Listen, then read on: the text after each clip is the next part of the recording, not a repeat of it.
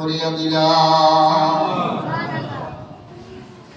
এক আল্লাহর বান্দা, স্বামী স্ত্রী দুইজন বড় গরিব, জুমার আযান হয়ে গেছে। যুবক স্বামী স্ত্রী দুইজন বড় সহায় গরিব, ঘরে কিছু নাই। আযান হয়ে গেছে, যুবকে নিয়ত করছে, আজকে আমি মসজিদে সবার আগে যাব, আমি যাইয়া সামনের কাতারে বসব। কারণ আল্লাহর হাবিব বলেছেন, যে ব্যক্তি মসজিদে আগে যাবে, সবার আগে যাবে, আল্লাহ সুবহানাহু ওয়া তাআলা তাকে একটা উট দিয়া কুরবানি দিলে যে সওয়াব, আল্লাহ ওই সওয়াব দান করবে। যুবক চিন্তা করলেন, আমি সবার আগে মসজিদে যাব।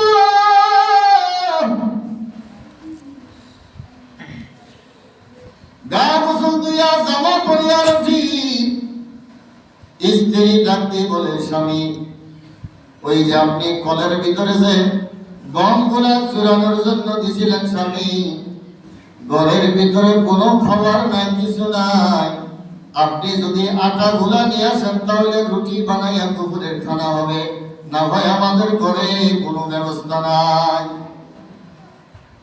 কারণ এই কলটা মেশিনটা জুমার নামাজের আগে বন্ধ হয়ে যাবে, আর 2 দিন পরে খুলবে। এই 2 দিনের ভিতরে মেশিন আর চালু হবে না, তালা মারা হয়ে যাবে। আটাও যদি আপনি আনতে না পারেন, আমাদের দুপুরের খাবারের জন্য কিছু নাই, আমরা খাইতে পারবো না।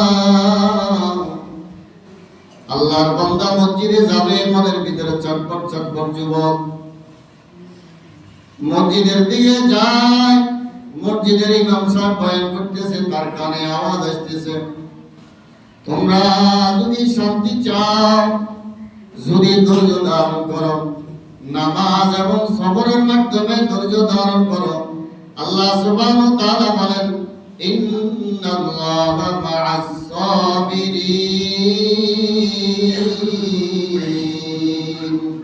নিশ্চয় আমি আল্লাহ সবরকারীদের সাথে আছি।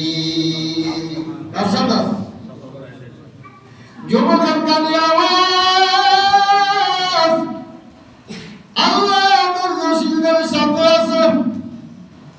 মসজিদের দিকে যায়, আরেকটা ছোট বাচ্চা পিছন দিয়ে দৌড়ে আসি বলে, ও বড় ভাই, তুমি বহু কষ্ট করিয়া তোমার এই শরীরের ঘাম ঝরানো টাকা দিয়া, হালাল টাকা দিয়া তুমি একটা গরু খরিদ করছো। তোমার এই গরুটা জঙ্গলের দিকে চলিয়া গেছে।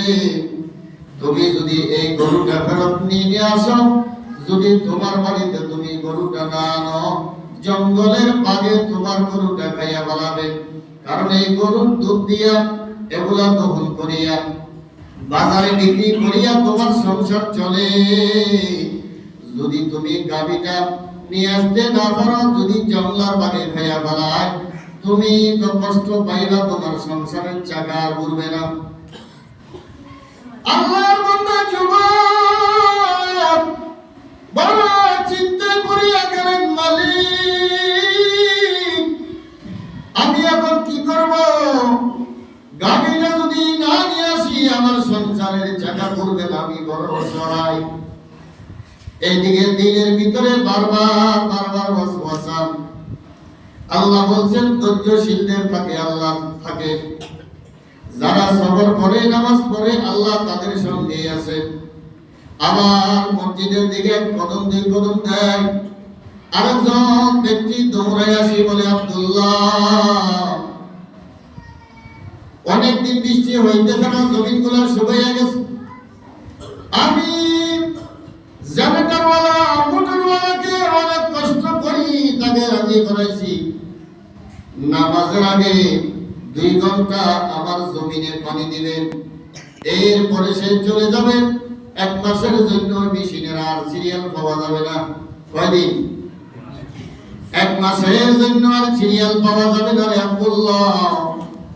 আব্দুল্লাহ, তুই মসজিদে একটু পরে যা, ওই যে মেশিনওয়ালার সাথে একটু কথা বল, কথা বলিয়া তোর জমিনের জন্য কন্ট্যাক্ট করিয়া আমার জমিনের পরে যেন তোর জমিনে পানি দেয়, এরপরে তুই মসজিদে চলে যা, কোনো অসুবিধা নাই, একটু পরে গেলে তো তোর চলবে। ইমাম সাহেবটা এখনো খুতবা শুরু করে নাই।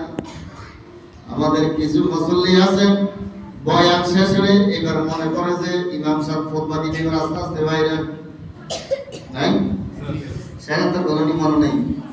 হ্যাঁ, বয়ান শেষ হলে মনে করে এবার তো খুতবা দিবে, লাস্টে আসে ফরজ 2 রাকাত পড়ি আবার ফার্স্টে বাড়ির দিকে দৌড়া। গল্প গুজব ছুটি যাবো না, আবুল বিরি টাইম তো শেষ হয়েছে। মসজিদ তো বার এখন টুপি খোলে না, বিড়ি ধরা হয়েছে। ওরে টান কি টান, সুখ টান। ইন্টারন্যাশনাল পায়খানার খাদ্য, ইন্টারন্যাশনাল এটা না টাইলে বাথরুমে গেলে কিন্তু বাথরুম হয় না। ওদের কাকু আপনি বিড়ি নিয়ে বাথরুমে ঢুকুন কেন? ওদের এখান থেকে টাইলে ওখান দিয়ে সাপ্লাই ভালো হয়, এখান থেকে টাইলে ওখান থেকে কি হয়, সাপ্লাই ভালো হয়।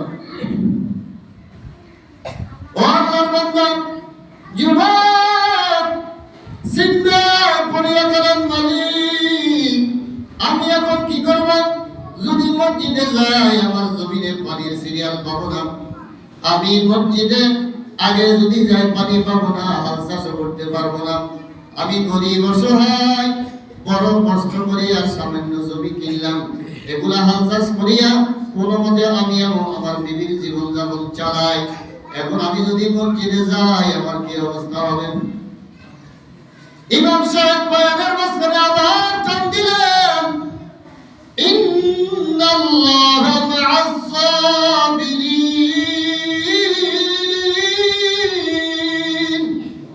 নিশ্চয় আল্লাহ সবরকারীদের সাথে থাকে। কার সাথে? ওই আল্লাহর বান্দা ডাক দিয়ে চলে গেলেন। যুবক মসজিদে যায় নামাজে দাঁড়াই গেলেন, সালাতুল হাজাতের নামাজে দাঁড়াই গেলেন।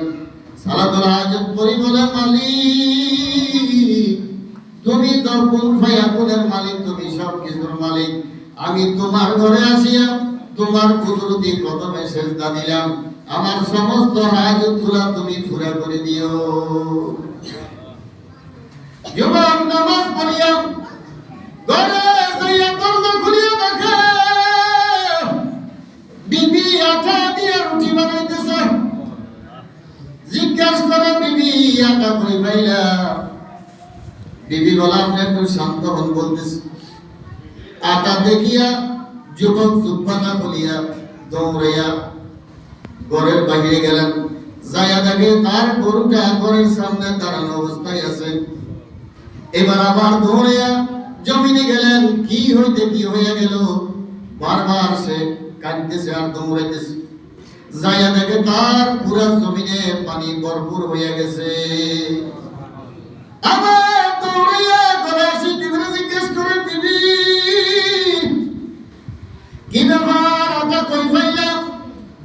বলে, আমাদের পাশের বাড়ির আব্দুল করিম আমাকে দরজার সামনে আসি সালাম দিয়ে বলে, ভাবি ওই যে কলের ভিতরে আমার আটাগুলো আমি ছড়াইতে দিছিলাম, আমি আমার আটাগুলো আনতে যাইয়া বলে আপনার বস্তাটা আমি নিয়ে আসছি, আপনার আটাগুলা আপনি বুঝিয়ে নেন।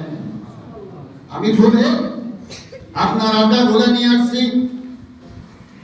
সে গেছে তার আটা আনার জন্য, ভুলে তার আটা নিয়ে আসছে, আনিয়া তার ঘরে পৌঁছাই দিয়েছেন। খেলাকার আর খেলা আল্লাহ পারেনি। হ্যাঁ, বিশ্বাস আছে? পারে, আল্লাহ পারে।